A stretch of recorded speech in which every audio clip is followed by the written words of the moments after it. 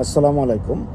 আমি Niaz Mahmud new York থেকে বলছি। আমার বাড়ি নড়াইলে, আপনারা জানেন অনেকেই। আমি এখন যে ভিডিওটা করছি, আসলে এই ভিডিওটা আমি শুধুমাত্র করছি নড়াইলের উপরে। আমার বাড়ি যেহেতু নড়াইলে, আমি চেষ্টা করি নড়াইল নিয়ে লেখার জন্যে, এবং নড়াইলের অন্যায় অবিচার নিয়ে আমি প্রতিবাদ করতে একটু বেশি পছন্দ করি। সেই হিসাবে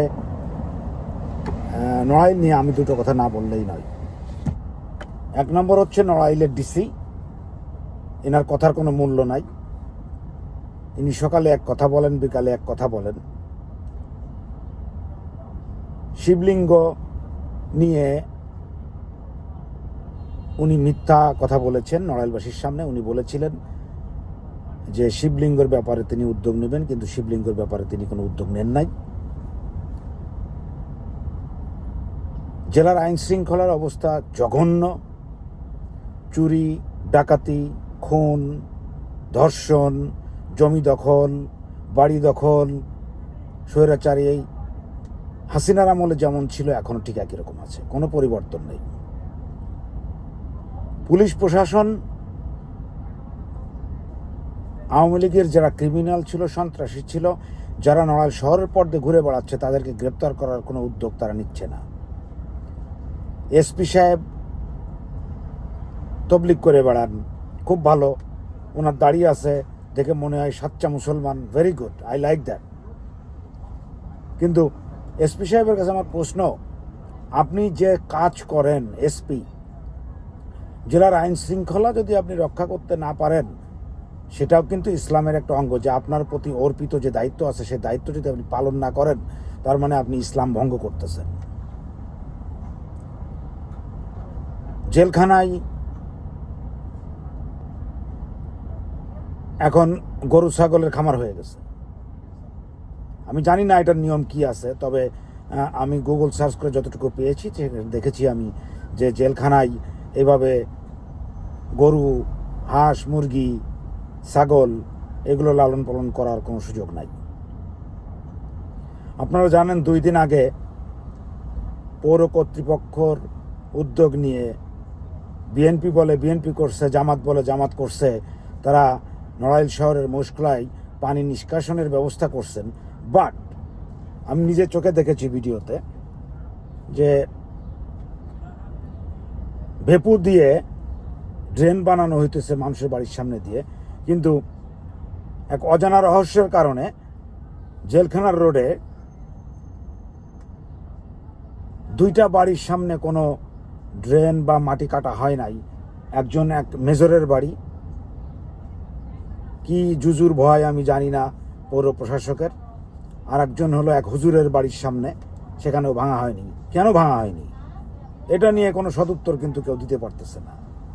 তো পৌর প্রশাসক যিনি আছেন, আপনার যদি এত ভয়, তাহলে আপনার এই পৌর প্রশাসকের দায়িত্ব আপনি ছেড়ে দেন। ছেড়ে দিয়ে আপনি যে ম্যাজিস্ট্রেসি করতেছিলেন সেখানে চলে যান। আপনার এই পৌর প্রশাসকের দরকার কি?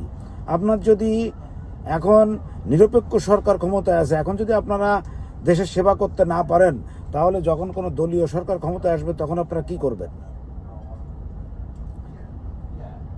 4 জন এডিসি আছে নড়াইলে, এর ভিতরে 2-3 জন আছে বছরের পর বছর এখানে আছে, যারা স্বৈরাচারী, খুনি, চোর, পলাতক, শেখ হাসিনার দোসর।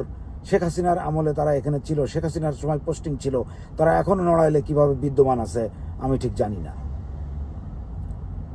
সবশেষে আমি একটা কথা বলতে চাই, আপনাদের নড়াইলের সদী সমাজ, প্রেস ক্লাব কর্তৃপক্ষ, উকিল বারের প্রেসিডেন্ট সেক্রেটারি আছেন, যারা সামাজিক কর্মকাণ্ড করেন, এবং প্রশাসনের লোকজনদের কাছে আমি আকুল আবেদন করতেছি। আমি অনেক দিন ধরে আবেদন করে আসছি। আপনারা কেউ আসলে আমার কথার কোনো মূল্যায়ন করতেছেন না। আপনারা দয়া করে শিবলিঙ্গর জায়গাটা মেপে, সেটা যদি শিবলিঙ্গ যদি মন্দিরের জায়গায় না পড়ে, তাহলে দয়া করে সেটা স্থানান্তর করার ব্যবস্থা করেন। মানুষের ধৈর্যের কিন্তু একটা সীমা আছে। আমি এমন কিছু করতে চাই না যেটাতে নড়াইলে সাম্প্রদায়িক দাঙ্গা আসুক। লোকাল প্রশাসন এবং নড়াইলের সুধী সমাজ, আপনারা দয়া করে আমাকে বাধ্য করবেন না এমন কিছু করতে যেটাতে